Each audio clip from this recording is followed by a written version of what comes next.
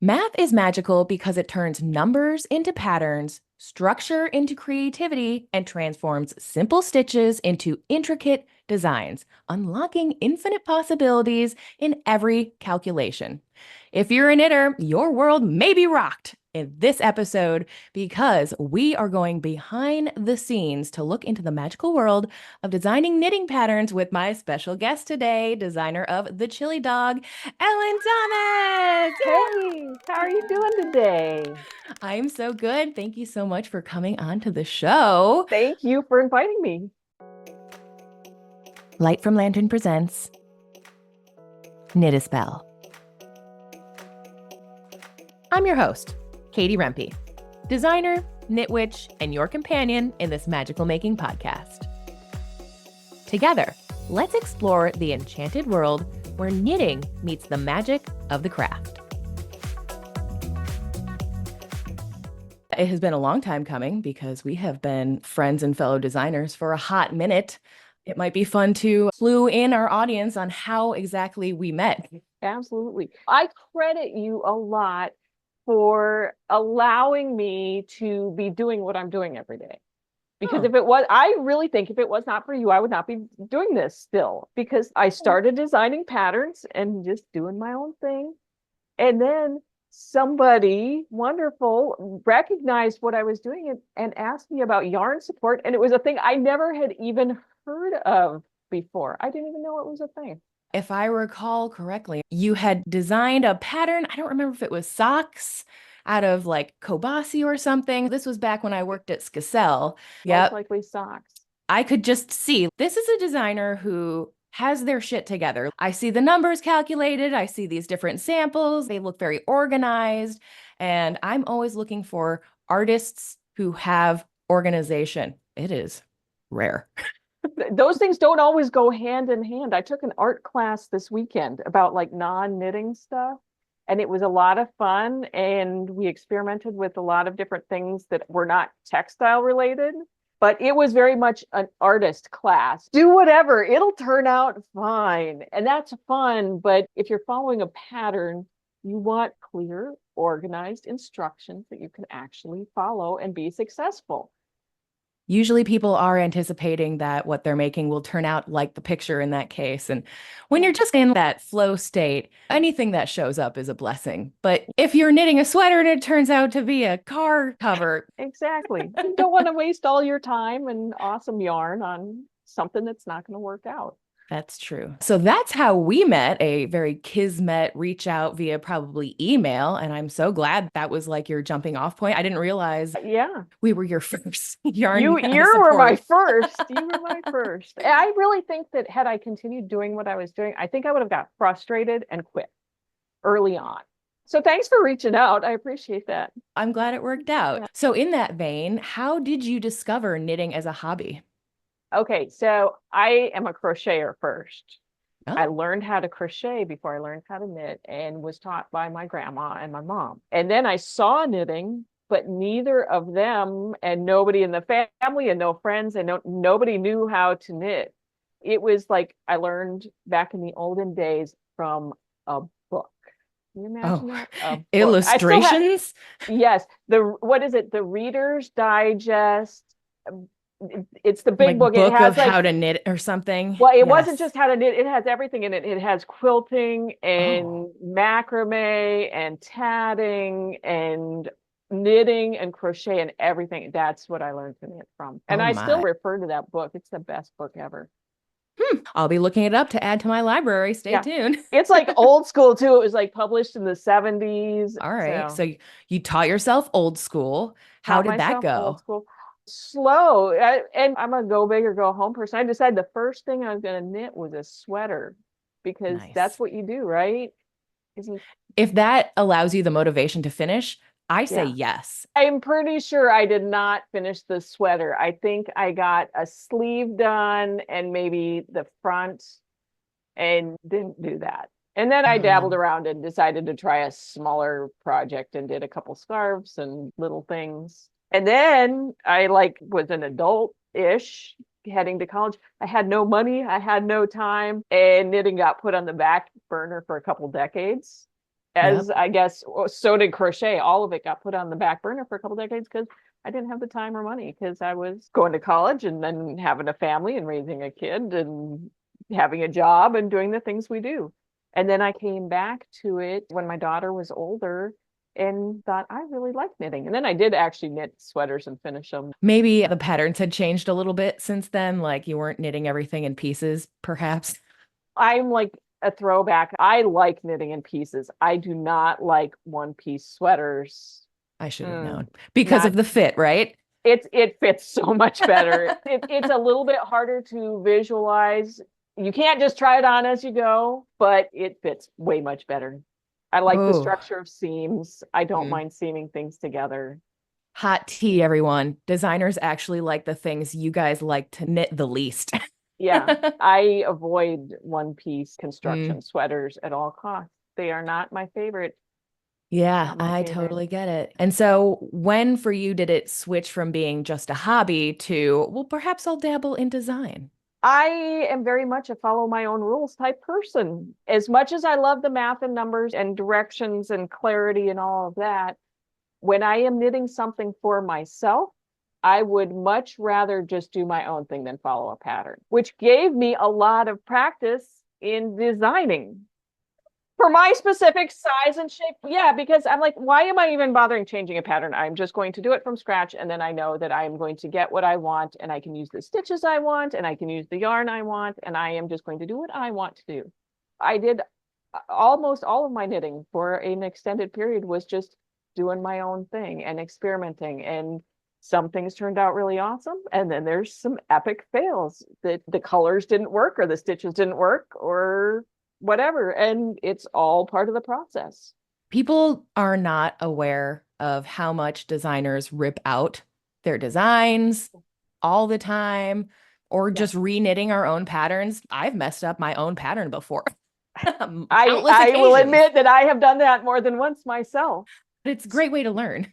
Yeah. So I had been doing knitting and doing my own thing for myself. And at the time, again, back in the day, everybody was doing blogs about everything. I worked at an elementary school at the time, and like all of the teachers had mommy blogs. And that clearly was that's not my jam. Mm, I'm not into that. But I thought, oh, if they can do a mommy blog, I can do a craft blog because I can make anything. there you It, go. it maybe not on the first attempt, but eventually with some trial and error, I can do it. So I was doing a craft blog originally and doing whatever. Knitting was one of those pieces in the blog. After that, I decided that since I'm making a pattern for myself, what makes it any different to actually write it down in a written form so that other people can understand my chicken scratch notes that I do for myself.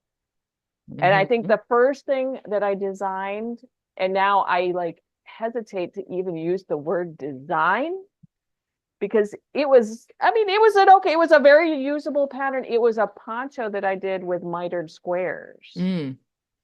And it was fine. And I had a couple of them in my own wardrobe that I wore quite frequently, and it was popular. Now I'm like, oh no, that has been pulled off my site because I've like upped my game quite a bit since then. Eventually, we get beyond like just using a stitch pattern on a Yeah. scarf.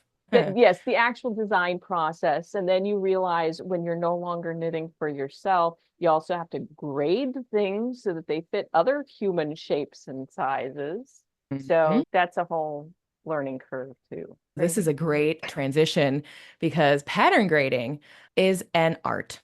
This is something that we have talked about in past episodes and one of my hot button topics because as a I now fashion I'm curious designer, if your hot button topic is the same as my hot button topic, but go ahead. I want to hear yours. okay, perhaps an unpopular opinion, but here it is. As a person who went to fashion design school, I have seen the technology that, quote, allows you to grade patterns easily. It is still an extremely difficult, arduous process, even with the technology now, although maybe AI has solved that. Who knows? But It hasn't. because it's an art, right? And Yes. so I would see them grading these different sizes. And if anyone's ever looked at like a sewing pattern, you can get the idea too. The sizes are not even. Not everything is, oh, this size is a half inch more everywhere. Like eventually it comes to the same measurement on all sizes for Mhm. most things. And what knitting designers are doing, I tend to find, are doing a standardized incremental situation as opposed to seeing how the body actually grows, and thus it is a effort to make it more accessible to more sizes, which is great. However, is the fit successful in all of those sizes and the same? I don't know. Not in my experience. You just summarized my hot button issue. I'm glad that I'm not alone in that. With the math involved in it, it's easy to see if you have sewn in the past, like you said, a sewing pattern when you're going old school and cutting out the pieces, there are certain spots where everything comes together at the same point, no matter what size you are. You don't see that in knitting patterns because you are only knitting one size, not all of them. So you can't lay them all out next to each other or on top of each other and see that. There are oftentimes mathematical constraints of why you can't grade something in certain sizes or at certain increments. If your stitch pattern is across a certain number of stitches, you can only possibly grade in that increment. You can't make it Mm-hmm. 1 inch if the stitch pattern is wider than 1 inch. It's not just a matter of adding more stitches or subtracting stitches. Yes. I have heard that complaint before from people and saying, I wish you had graded for more sizes, different sizes, whatever. You could have just added some more stitches, or you could have just taken away some stitches.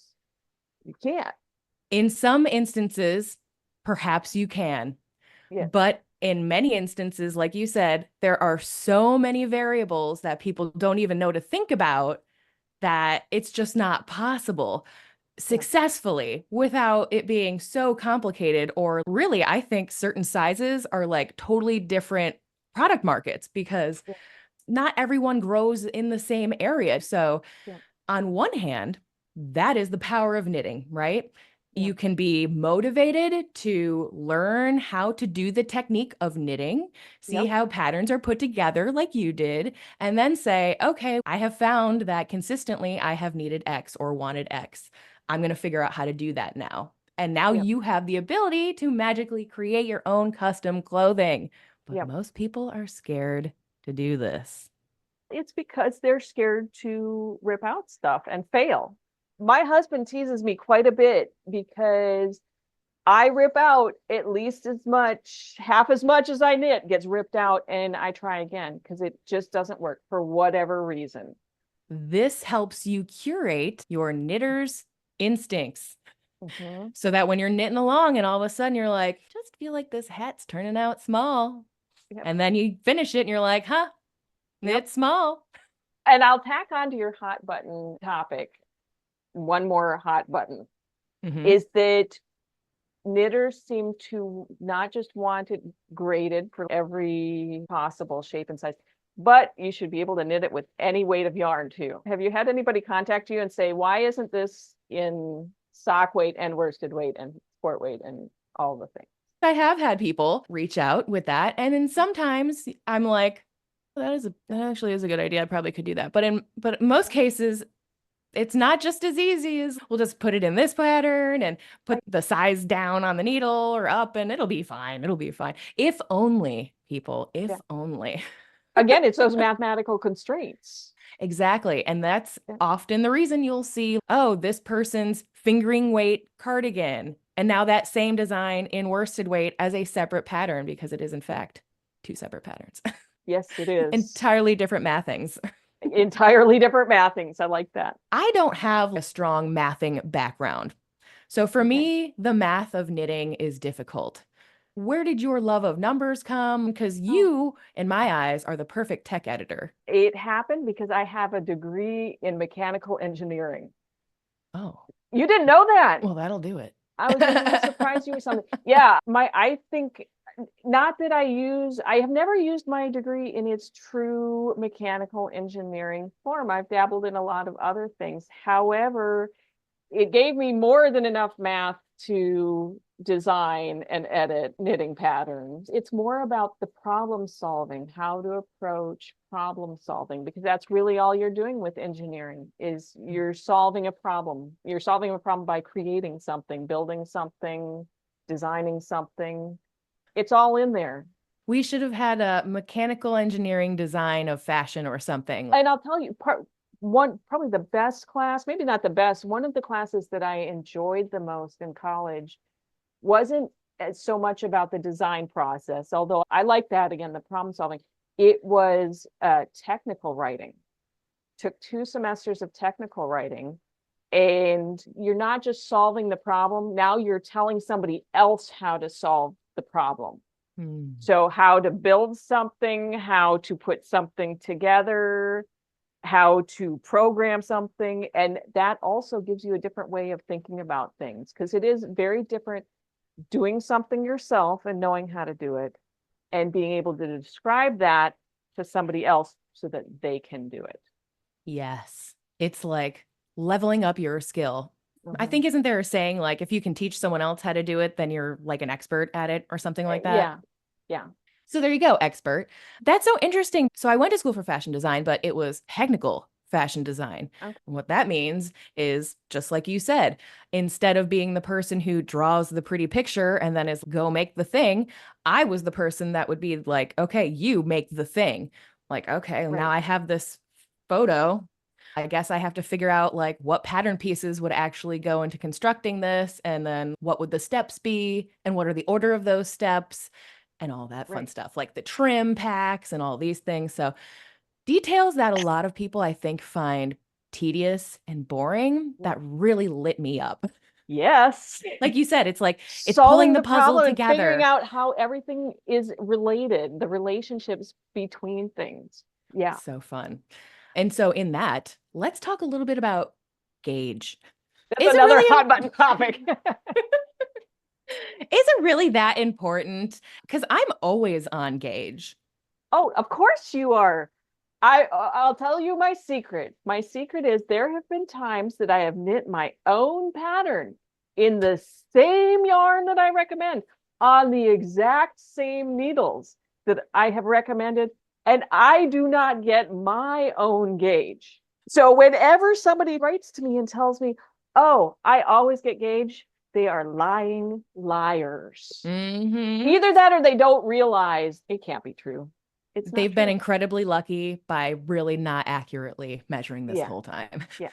And it's funny, if you've been knitting a while, how often do you see the gauge? You knit a swatch and you can make it fit that gauge with a little bit of a tug or. Spread it out a little. Oops, sorry, no, squish it in a little is what I meant. There you go. So I audited a class with Kyle from Makers Mercantile, and I forget what he was even knitting, but he said the most inspiring thing, and I like repeat it all the time now when I am teaching, that when people say, I don't want to knit a gauge swatch, and he said, everybody knits a gauge swatch. You either knit a 4-inch square gauge swatch or you knit a sweater size gauge swatch. And that was like, yes, that is so true. It is so true. So I use that all the time. Everybody knits a gauge swatch. It's either a small one or a sweater size one. Oh my So gosh. if you want Now, something that I've fits, knit the small one. It's a lot easier before you knit the sweater size one. that's what I always used to tell people. Do I have to do a gauge? Only if Nope. you want it to fit. Only if you Yeah. want it to fit. Only if you want it to fit. Here's something I learned that I didn't really recognize until I started spinning too, because I spin yarn. The thing that I did not recognize until I became a spinner was that you can get gauge with different yarns. You can get the same gauge with a different needle and yarn combo. But if you're using a yarn that has a different structure, if you are using a 3-ply opposed to a 4-ply, or if the twist is a little bit tighter or looser, even if you have 2 gauge swatches that are exactly the same, the fabric will not feel the same. They may end up the same size at the end, but they will not feel the same. They will not drape on your body the same. They will not stretch the same. That was my lesson learned. Almost everything can affect your gauge, including, like you said, the fiber. You do one in a cotton versus a wool, that's going to have a much different outcome. And like you said, just because you got the gauge, okay, but do you like the fabric? Yeah. Like maybe you got it, but it's real flimsy and loose. And you're like, ooh, maybe Yeah. this isn't the right yarn for that. But to a designer, the gauge swatch is like the key to everything. You can design your entire garment just from this ish. Mhm. The thing that nobody wants to do, we Yep. can build the whole pattern from just this. Okay, so I have a question for you. So when I am Yes. designing, I knit my gauge swatch. Like you just said, you can design the whole thing with the math based on that gauge swatch. Do you write everything out first and do the math first? Granting, when I am designing, I typically will write out the entire pattern, graded everything before I knit anything more than my gauge swatch. I sort of do both. Okay. I write a loose pattern, like on all the points that I want to do. Mhm. And then inevitably, I discover things that need to be worked into those parts that I haven't put in. Yep. So I allow some shifting room. But Yep. generally, I'm more of like a not knit as you design, but confirm knit as you design. I rip Interesting. out a lot because I have a crappy method of designing. Ineffective, No, inefficient. it's a process. You have to have some sort of process. Yeah, and you have a good process. Here's a question for you. We have all of these things. We're knitting, we're spinning, you're weaving, you're doing so many things. How would you rate your level of intentionality with your work? I'm going to say an 8 because I do try to be very intentional in how I blend different elements of whatever I am making, whether it's the fiber content or the stitch pattern. I like to think that I am very intentional about how everything goes together. Do you ever think, oh, I want to feature these skills, so I better design a pattern based on that? It all happens at once. I need a lot of think time before I put anything on paper. And usually I have a few yarns running through my mind that I may want to try to play with and see what they do. I may have some stitch patterns that are intriguing that I want to work into something. I may have some shaping methods. Socks are my specialty. So I may have Okay, different shaping why? Why methods. socks? Socks happens because we lived in Arizona for so long. There's not a lot of need to wear a sweater or a shawl or a scarf or any of that. But socks, I wear them every day. And they're Practical. Love small when it. it's 110 degrees outside. I can still knit a pair of socks without breaking a sweat. Okay, that makes Yeah. sense. Yeah. But no, all of the different elements are like going through my head. And then it's trying to figure out how to take all the different pieces and put them together into one cohesive pattern with a series of videos that go with it that are helpful and that people will want to make, hopefully, and learn something as they're going along. Seems like that's one of the biggest benefits of your patterns is you really set knitters up to succeed and anticipate those needs ahead of time, which I think is really I the mark of try. a great designer. I try. Is this a pet peeve of your skill levels? Oh, yes. I was just talking about that yesterday. Okay, yes. Skill levels bother me. I don't like assigning beginner or intermediate or expert because I truly believe if it's something that you want to make, you will sit down and put in the effort to learn what you need to learn. Will you learn it all instantly? No. Will the first project always be a success? Not necessarily. But you will learn what you need to learn to make something if you want to. I try to make it so that my patterns are, if you already have the skills, you could just sit down and follow the pattern. But if maybe you either need a little refresher because some of the skills maybe you don't use every day, there's a resource there for you to turn to. Or if it's something that's completely new to you, there's a resource there that you can learn as you go. I think that is beautiful. You are only limited by your own beliefs. So as soon as you bump up against intermediate, you're like, oh, Yep. just learned. I'm not intermediate. Of course No, I'm not. But no.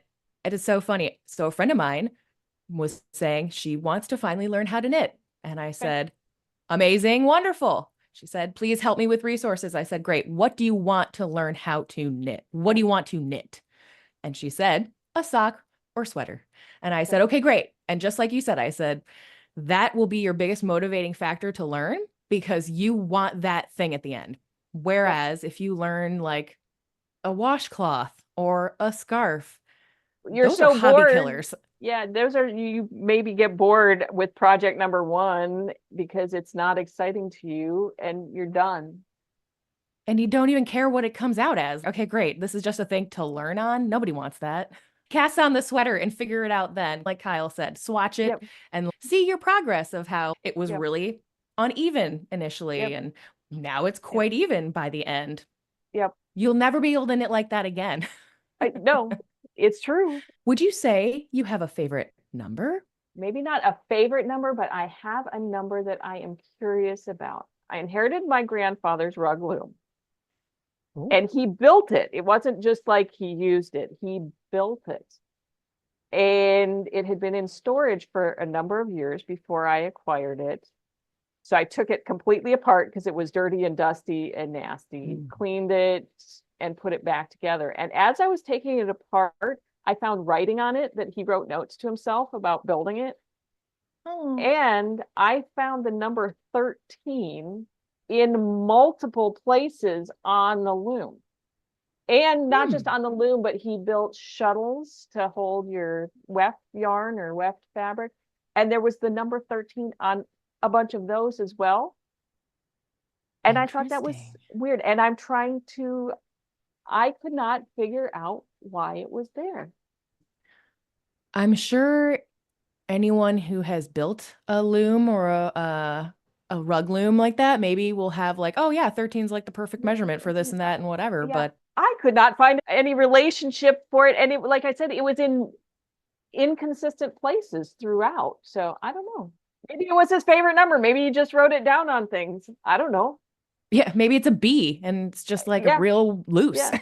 In the tarot, the number 13 card is death. Oh, So maybe completion. So maybe it could right. be like this loom, you'll always finish everything that you put on there. Okay, so then on the dark, it's not dark because it's just a part of life.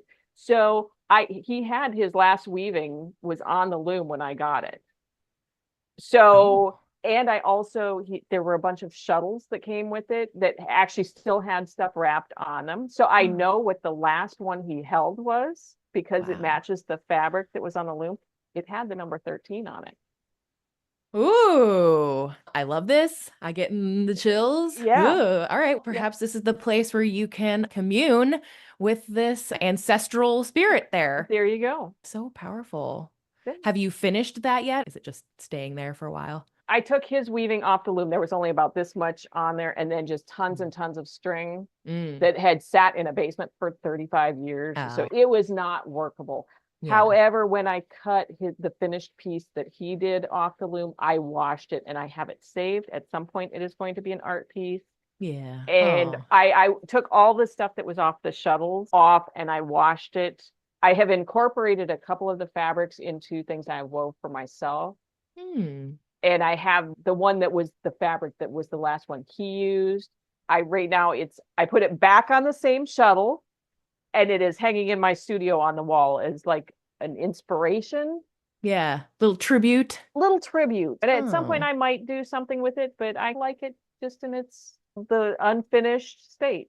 Always there to help and Yeah, yeah, inspire and get into whatever you're getting into. Oh, that's so exactly. nice. We are very Exactly. lucky as crafters to have the opportunity to incorporate such meaningful things Mhm. in ways that people probably wouldn't otherwise, or maybe they would just get thrown away or packed in a box and never looked at. So Yep. hopefully this inspires people to look at things a little differently and see how they can incorporate it like into their knitting. Let's just do one more question here before we wrap things up and do our card pull. Our culture is all about buying more and starting new projects. At one point, you didn't have much of a stash and you weren't much of a person who had a lot of whips in your Nope. queue. Nope. Can you explain the magic of actually buckling down to finish a project? Okay, Can you yes. inspire me and listeners?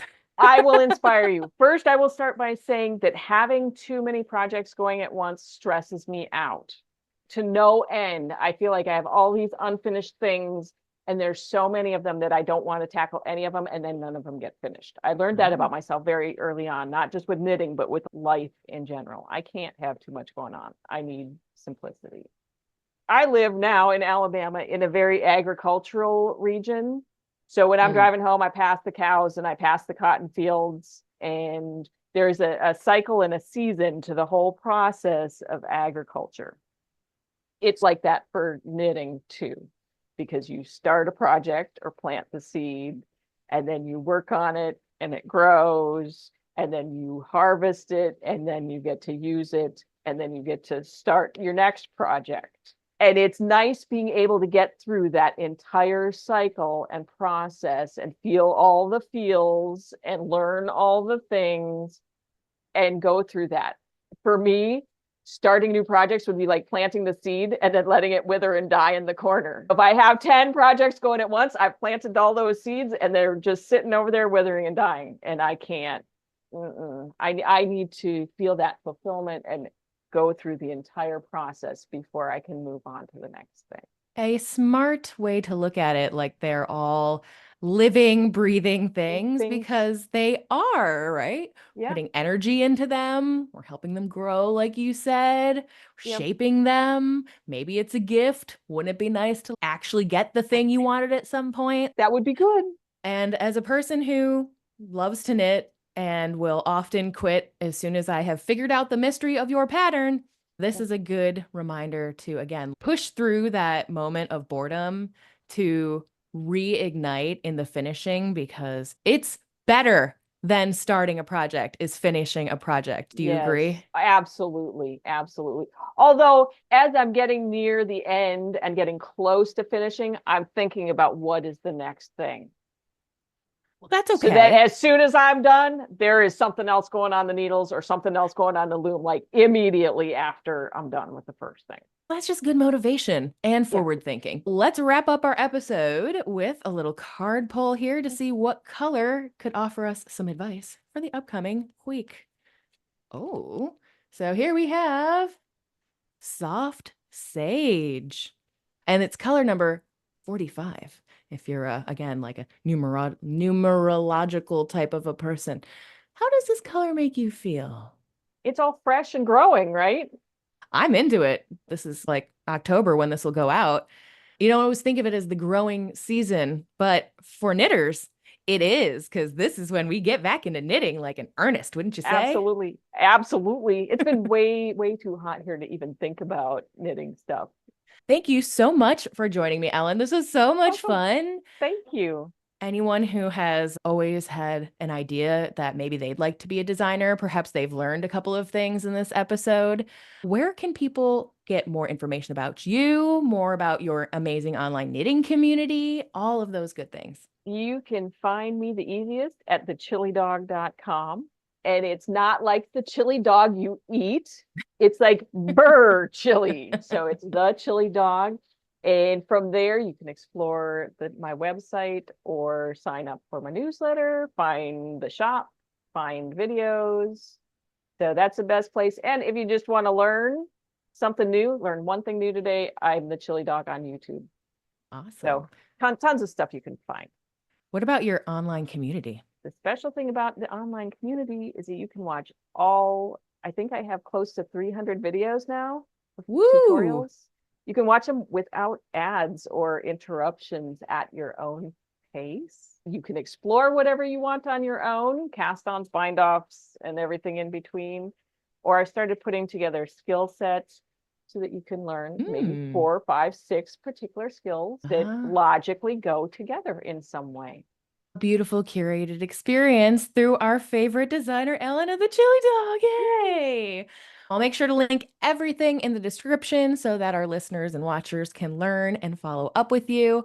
Thank you again for being here. Oh, you're welcome.